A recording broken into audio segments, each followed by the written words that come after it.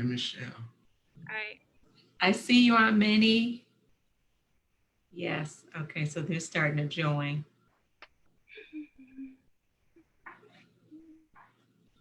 Okay. I think it's going live now. Going live?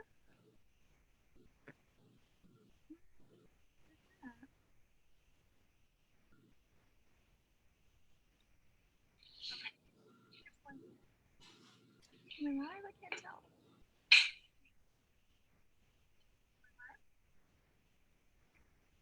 Hold on.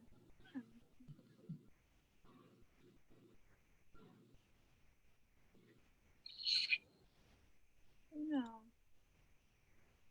Okay. Hold on. I can't tell if I'm going live or not. Is it showing up? I'm not. Oh, wait, it says it's live on Facebook. Okay. Yeah. Yeah, it's live on Facebook up there. Okay, cool. Hopefully, I can't tell when people are tuning in. So.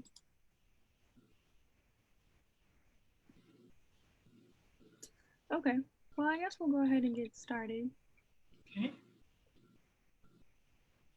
All right, so good evening, everyone, and welcome to the Cincinnati Herald's Influencers, a weekly talk show to share young voices. My name is Nailah Edwards, and I am one of the 7 influencers, and I'll be your evening host. If you have been keeping up with the influencers, you've probably heard my voice on the radio, or you've probably watched some of my reruns, but my show consists of introducing you to the amazing, talented, and hardworking youth of Cincinnati, as well as speaking on influential topics that are important for our younger generation. So as you all know or should know, for the time being, we are now doing our shows on Zoom and Facebook Live instead of the radio station due to the pandemic, and we are absolutely loving this pivot. So today I will be introducing you to 2 amazing individuals, and that would be Pamela Thomas and Pamela Goines, excuse me, and Thomas Goines, mother and son. And we will be talking about disability advocacy and autism and the new book that Mrs. Pamela Goines just released about her and her son's journey, called My Walk with My Son with Autism, which is a simple, straight to the point guide to thriving with a child with autism. But first, before we get started, I would like to remind you to check out the Cincinnati Herald this week. You can get the Herald at Kroger, Walgreens, UDF, Joseph Beth, or like another newspaper stand in the city. And you can also check us out at thecincinnatiherald.com and subscribe there to get mail delivery. So without further ado, I would like to introduce you and welcome on Pamela Goines and Thomas Goines. It's an honor to have you both on my show today, and it's a privilege to know you two. And I'm very excited to learn more about you two's journey in the new book that you recently just wrote and released, Miss Pam. So welcome. Thank you. Thank you so much for having us. Thank you. Yeah. So just to tell you a little bit about myself, I'm Pamela Goines. Of course, I talk about my son in the book. So I'm author, I'm administrator at a University of Cincinnati, and I'm an advocate in the community. I do lots of consulting work. So this is another foray into another dimension of what I do in the work for people with autism. Yeah. What about you, Thomas? How you doing? I'm doing good. Good. I've come a long way. Yeah, for sure. You definitely have. What you been doing lately? What I have been doing is exercising. Yeah. People as I go about my day. Mm-hmm. Where are you working at? Heard you work at the Y. Yeah. That's good. What I do is I spray off equipment as people are getting off. Okay. Nice. Alrighty. So, Miss Pam, I know that you're like a huge advocate when it comes to disability rights and autism rights. And you're an author and you're a curriculum designer and a special educator, and consultant. So can you tell us a little bit about all those things that you do? Sure. So in the capacity of advocacy and helping people with disabilities, I happen to get to serve students at the University of Cincinnati to make sure that they get equal access. So that's my job all day, every day. And so I provide accommodations so that students have equal access in the classroom. Also, if there's any barrier in terms of facilities or making sure they have appropriate equipment. So from the floor to the door, we make sure that students have equal access. So I get to do that in my day job. And also in the community, I do advocacy work, and that is making sure that people have a broader understanding of someone with a difference, not meaning it's a dis, but just a difference. And it's just a new way of accessing information from people with the difference, that's all. Making sure that I reframe the narrative about the trajectory for people with a difference, that they can still ascend and attain just as anyone else does. They might do it through a different path, but that's my job to be able to share that with people. I'm excited to do that. Cool. Yes. So we have some visitors. If you guys could like put yourself on mute for a second, and then like if you have any questions, I'll let you guys ask them. You also ask about curriculum design. So the way in which I work with curriculum and design in K-12 was in my capacity as intervention specialist. I worked with teachers to be able to, we collaborated together to make sure that the curriculum had elements contained in it so that all students would be able to, again, have access and ability to be able to comprehend and respond to the material that was presented as well. At the college level, I work with faculty. That's my job as well. And so I have a group where we look at curriculum that's offered and look at how we can take the accommodations that I normally authorize, how we can take those to make sure that all students have expanded opportunity in the classroom. So we do curriculum design both at K-12 as well as at the college level. Wonderful. And I personally know that you work at UC Blue Ash because I have the privilege to be in your office because I have a disability too. So, great. Yeah. So you're living proof that the difference does not mean this. Look how amazing you are. And it's been a privilege. Yeah. Yes, ma'am. Really. So can you tell me more about your book and go into deeper details of what inspired you to write it and become an author? Sure. So Tom and I have had a wonderful, rocky, turning, twisting journey. And I just have had quite a bit of lessons learned, as has he. And I just thought it was such an interesting story. And some of the lessons that we've learned along the way, I just thought they were worth sharing. And I also worked in the capacity as a teacher. And so as I worked in that capacity, it occurred to me that I'm an exception because I had resources and I had connections and I knew how to kind of navigate, and I had the right kind of determination to be able to change the trajectory of my son's life. But along the way, I have experienced and realized that many people don't have all of those elements. And I wanted to be able to make sure that what I have learned and gleaned and garnered, that I freely share that with people so I can expand options for people that may not have all the options that I have been provided and given. Right. So that's one thing that I wanted it to be hope on a page. Is what I said. I really want that to be. I know that this journey can sometimes send you on lots of turns and bends, and I wanted people to know that even in that, there's still hope. And so that's what I set out to do, is to put hope on a page. For sure. Lovely. So I was reading on your website that you said when you found out that Thomas had autism, it was like a death sentence, and that you didn't really know what to do or say at the moment. So can you tell us about that moment and how you came to realize that it was more of a positive outlook? Sure. So when I first learned of autism, this diagnosis, I'd never heard of this word before, Nailah. I never heard of, I didn't know anything about autism. So everything was new and everything was raw. So every time I heard something, I just cringed because in the 1990s, you have to remember, autism was pretty new. The practitioners, though amazing, Thomas happened to be blessed with the best doctors in the country. They happen to be here in Cincinnati, and that's the truth. Dr. Patty Manning was his attending physician, as was Dr. Bradley Jackson, his entire life. So, of course, if anybody knows, those are the best doctors, right? And then we ended up expanding his team to other practitioners as well. But the truth of the matter was, it's a neurodevelopmental disability. So what that means is it's a disability for life. And so they couldn't really tell me any projections of how he would attain, how he would grow. So I said, you mean to tell me that what I see today could possibly be his full outcome? And that looked pretty bleak to me. So in my estimation, that's why I determined that, oh my goodness, is this like a death sentence to my beautiful child?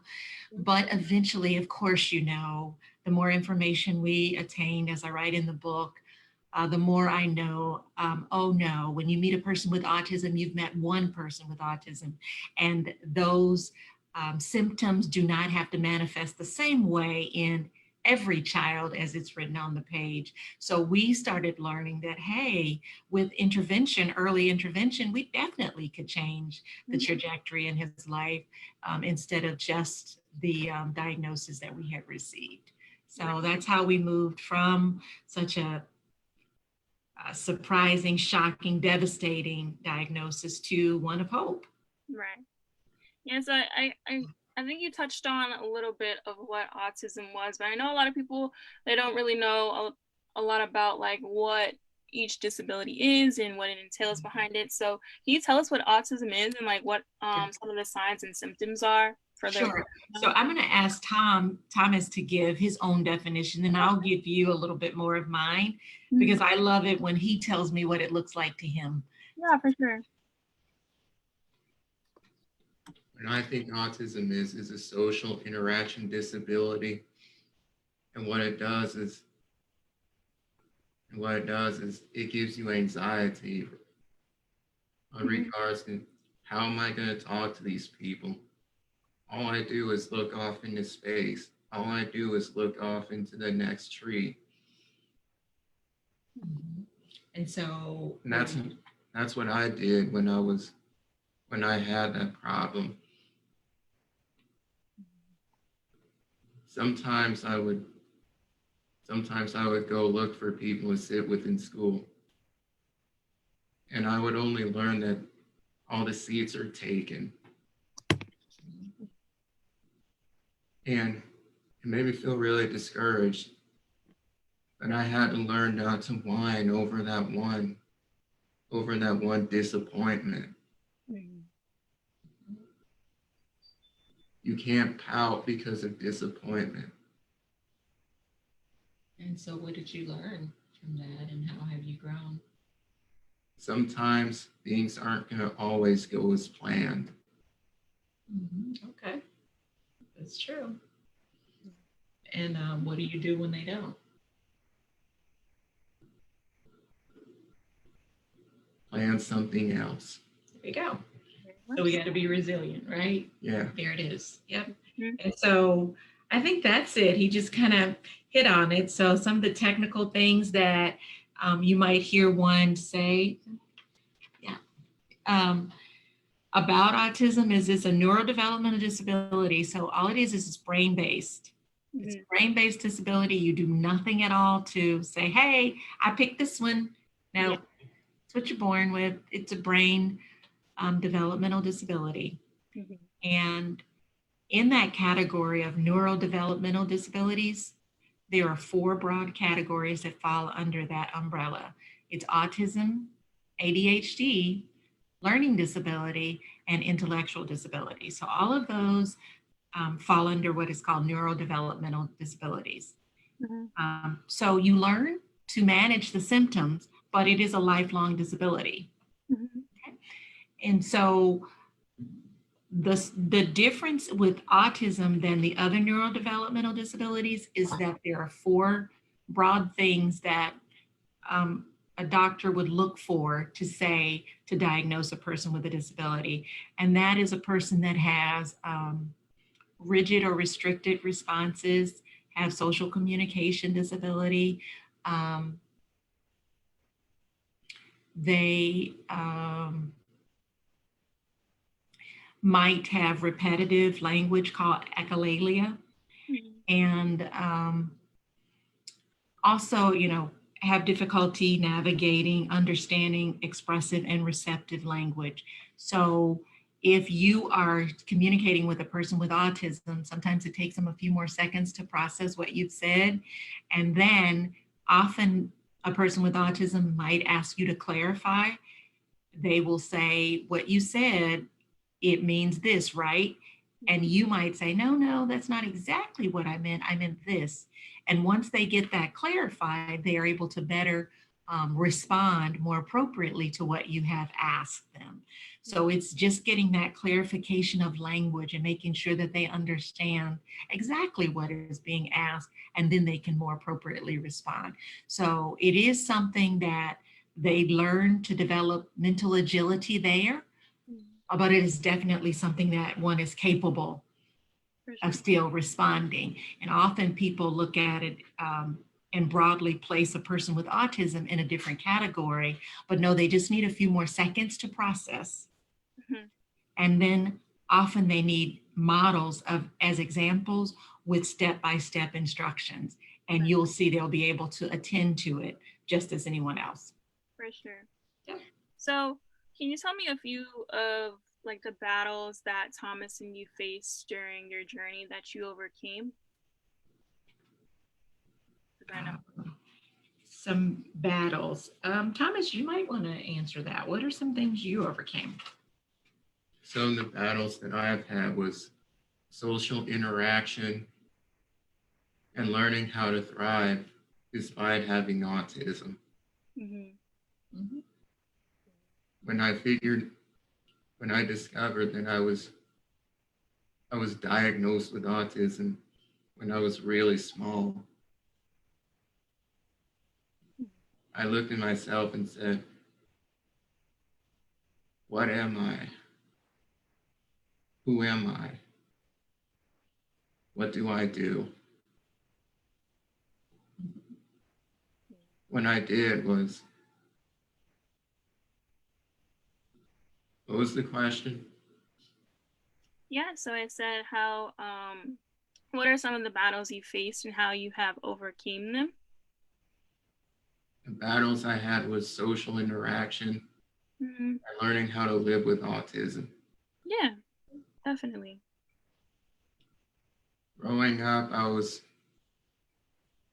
this child with autism that was talking strange, that was acting strange. Sometimes people would tell me to stop acting strange. And I just looked at myself and said, is there something wrong with me?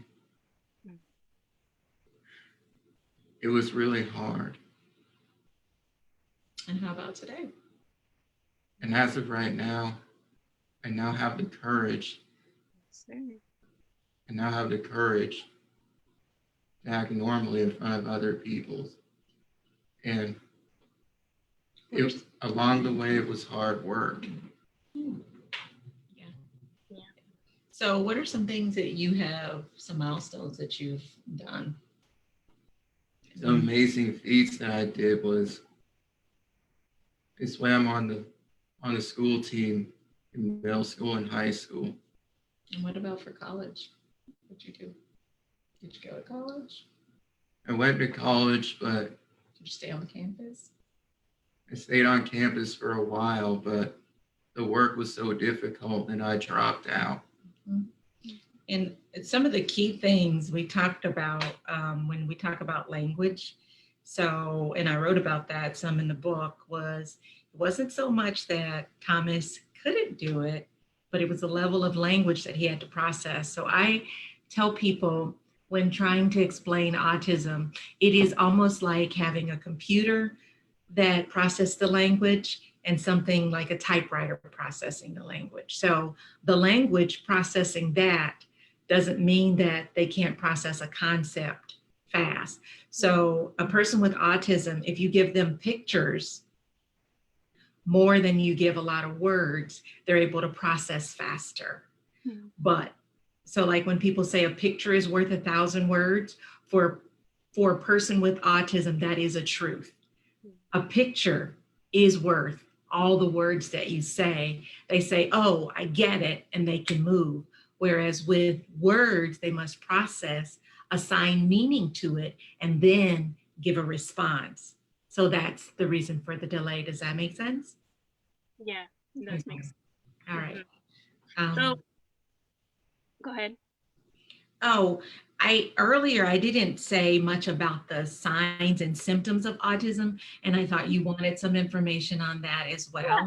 I know that when often young people it's a neurodevelopmental disability. So often if parents find out, notice different symptoms and signs early, usually a child could be diagnosed as early as 2.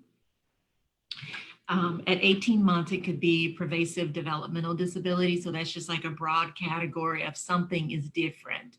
But by the time they're 2, they can begin to be diagnosed with autism, right?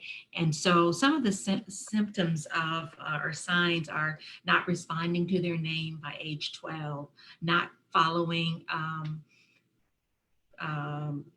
different sounds over here when they're doing different tests, and their eyes aren't tracking, and not looking at I'm sorry, age 2, not 12. I meant age 2, pardon me, as early as age 2. Not giving eye contact, that's a key indicator. Then extreme sensory processing challenges. So that means if they hear sound, it is so exasperating to them that they have to cover their ears. Thomas explained the sound challenge that he had so beautifully when he was younger.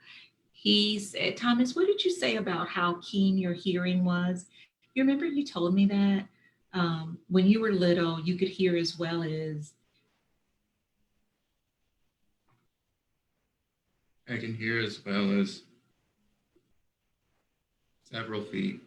Yeah, he said he could hear he said, Mom, my hearing is so keen. It's like I can hear as keenly, I think he said, as a wolf. Mm-hmm. Like, you know how far away they can hear? Mm-hmm. And that's what he said. And so then that began to explain to me, because when he was little, he used to he would scream and go hide under things because he'd say this, it hurts.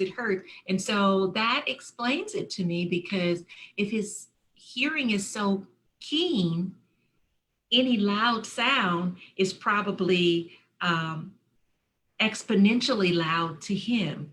Mm-hmm. So over the years, he has learned to mitigate that, but still sound is hard for him. For example, recently, Memorial Day weekend, you know, there's firecrackers and all of that. Mm-hmm. And we always, for his entire life, we go to events and then we will leave when just before the fireworks, because I know Thomas has sensitivity to it. We will be at home and the rest of the family will stay. Well, Memorial Day, for some reason this year, I totally forgot. I was out and I was like, oh my goodness, Thomas, we forgot. So we were scrambling to try to find a towel plus earphones and all of that. He's down in the car. We were like, oh my goodness, I forgot that that's what he needs.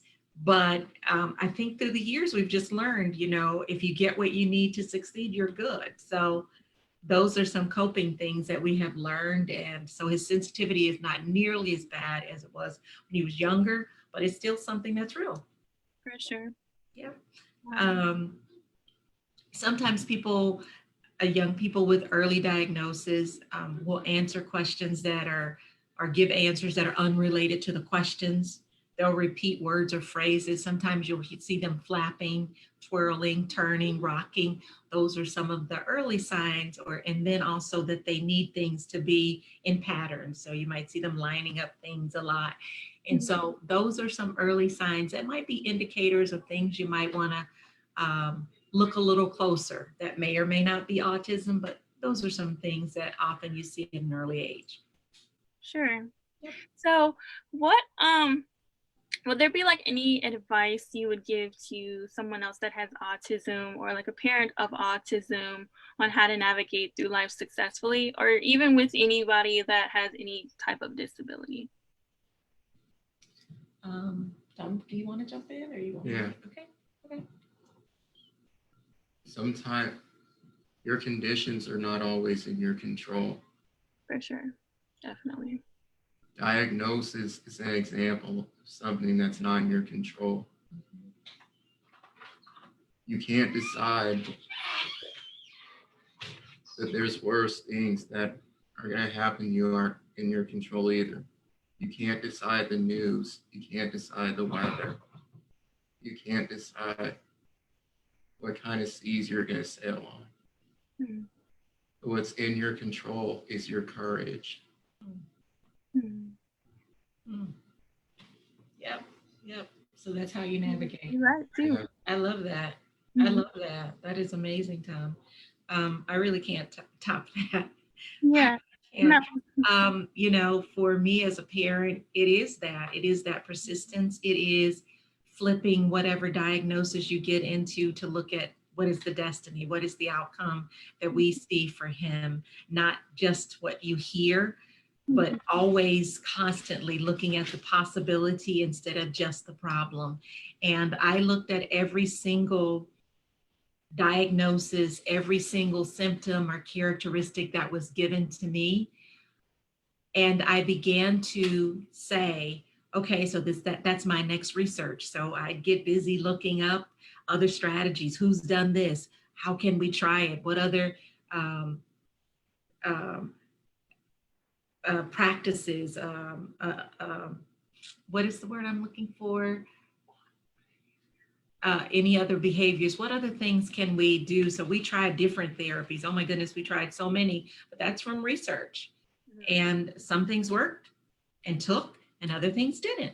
But you keep on doing that. You do trial and error, and you keep asking questions, and keep a yes, I can in your mouth, and keep that for your child as well. And I think the key thing is to make sure you get early intervention. I can't say that enough.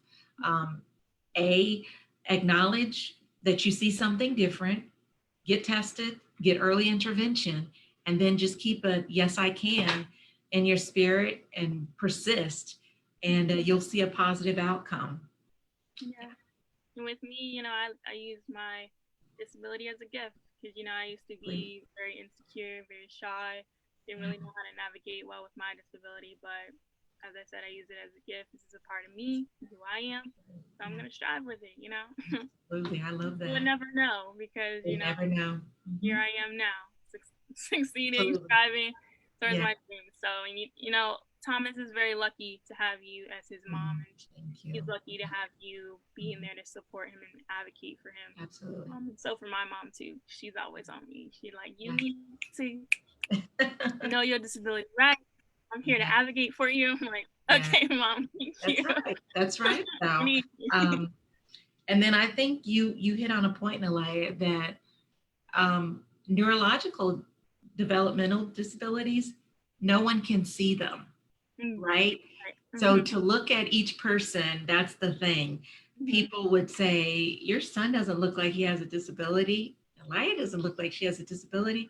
Of course not, because there are visible and invisible disabilities. And a lot of times people don't give the support needed for invisible disabilities, because they make this assumption that disabilities, differences look a certain way, and they don't. Right. They don't. And I always tell, like, for any of my friends that have disabilities, I always say, knock the dis out of disabilities and embrace your abilities, because that's right. We don't even need this anymore. Right. The first thing I did when I went to the university is I changed the name of my office. It is not Disability Services. It's is access, because that's what I give, is access. And so I think that's really important. And so then every time a student comes to school, before they get started, out of my office, we provide a service called Successibility, because I want to let you know what I provide, and that's support for your success, not a dis. And so that is what we were trying to strike, is dis, because dis really just simply means different, and different is not dis. It's not Right. bad. It's just unique. And I want to embrace that.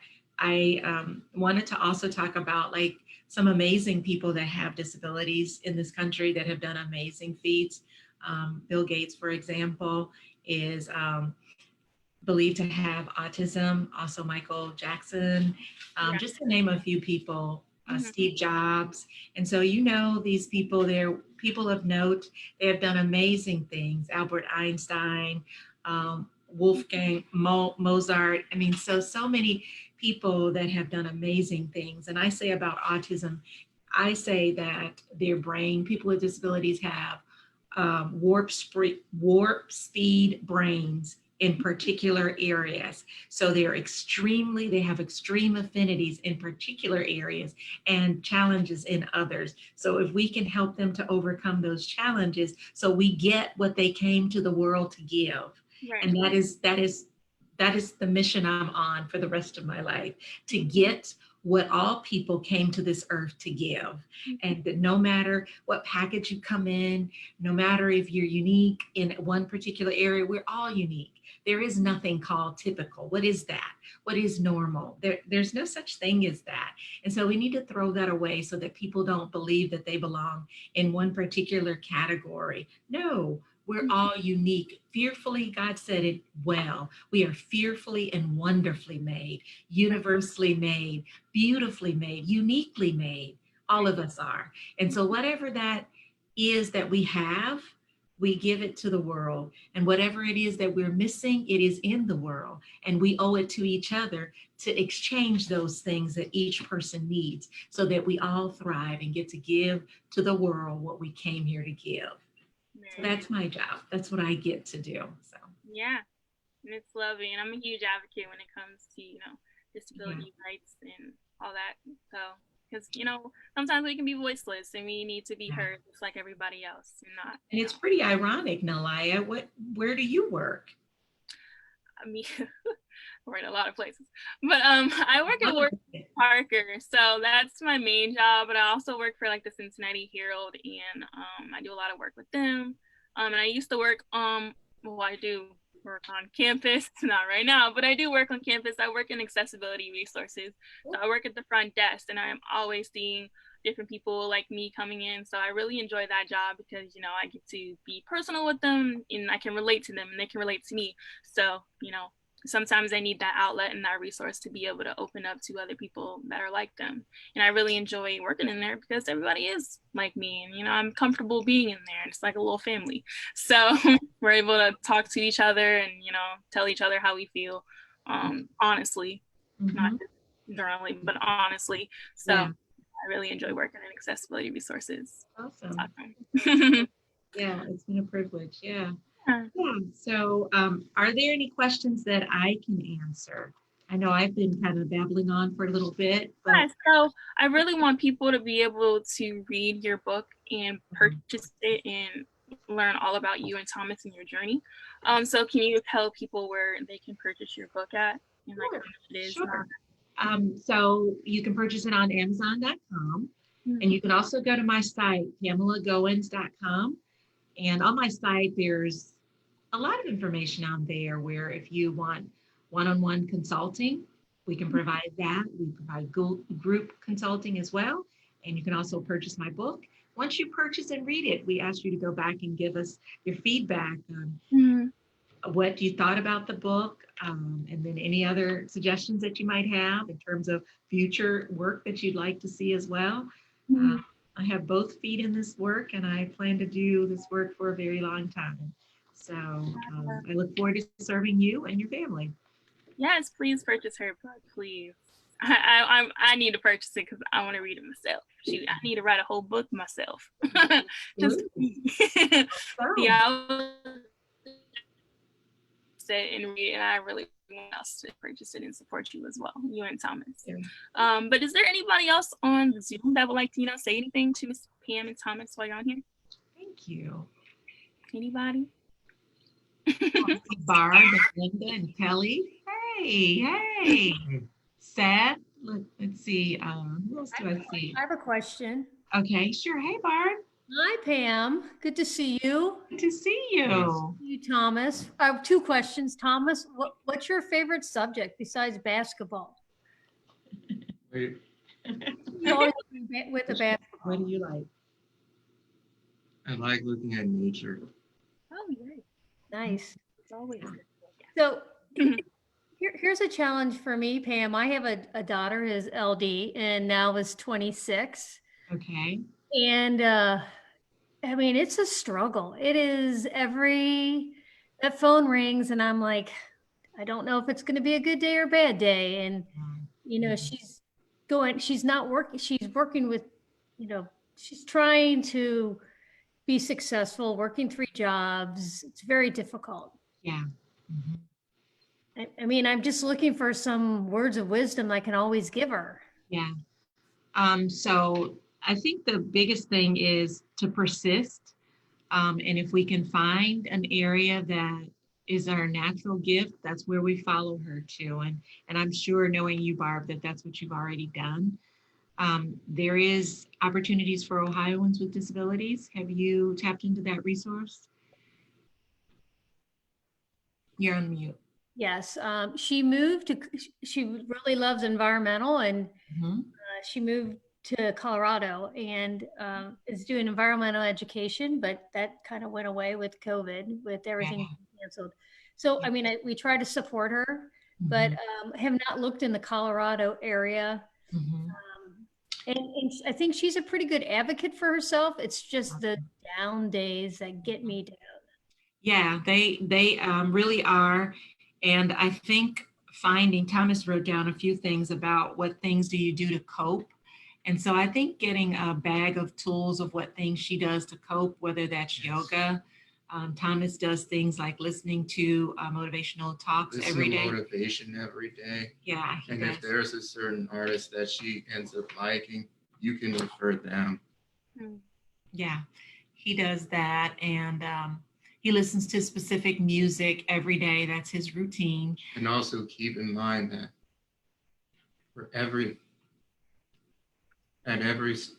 after a storm comes a rainbow. Yeah. So, yeah, you muted on me. I said you are your mother's son. I can tell. I am his mother, the privileged one. I learned so much from him, but just developing that resilient spirit. And I just say your bag of things. And I love it that you say you talk to her on down days. That's really important, because so many times, Nailah even hit on that, is people repress. And we're really bad at that in America. That's just part of our culture, is repressing what is not good instead of expressing it. And especially people that have neurodevelopmental disabilities, that part of their self, the emotion part, is not well developed. We have to manually help them to develop it. So continuing to ask questions, to ask them to look inside so we can get an understanding of what that feeling, that emotion is that's attached to what has happened. And then, yes, sitting with it for a moment, but helping them to be able to talk about navigation skills from there, but not causing them to skip it, because that part is real. And if it's continued to be repressed, it turns into something called depression. And that's just something we don't want to go to. LD, all of the neurodevelopmental disabilities, I wanted to write about it because they are hard. It's not, I didn't want to glorify it like, oh, you just wave a wand and it goes away. No, it's life, and it can be difficult, but I wanted to also celebrate the successes along the way as well. And so that's what I do also encourage people to do, is to help their young person to acknowledge when it's difficult, but also live in the sun when it is great as well, So yeah, hopefully that's helpful. Yeah.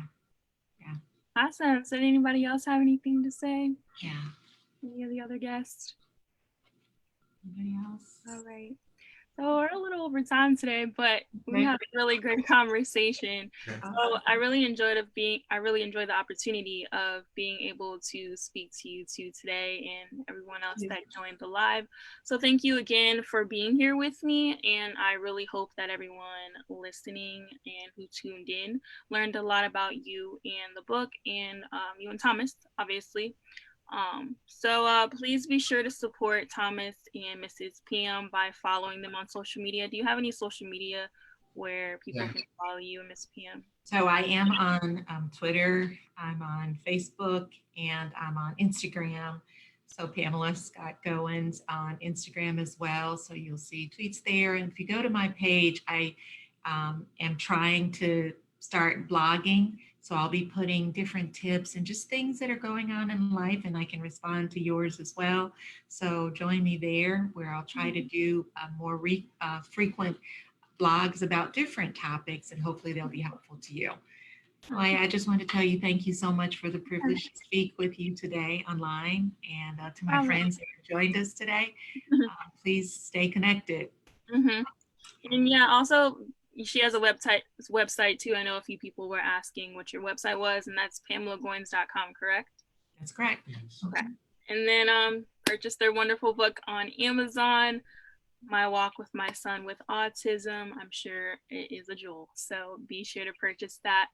And lastly, for everyone else, don't forget to tune in next Saturday at 11 a.m. and 6 p.m. Jordan Ivory will be hosting the 11 a.m. show. I'm not sure who's hosting the 6 p.m. show, but stay tuned to see who will be doing that. And also be sure to check out the influencer shows on the Herald TV YouTube channel, like the Cincinnati Herald, and follow us at Cincy Herald on Twitter, Instagram, and Snapchat. And as always, you can visit us at thecincinnatiherald.com.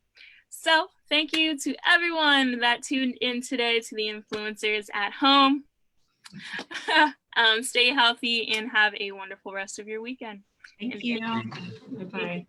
Bye. Bye-bye. Thomas.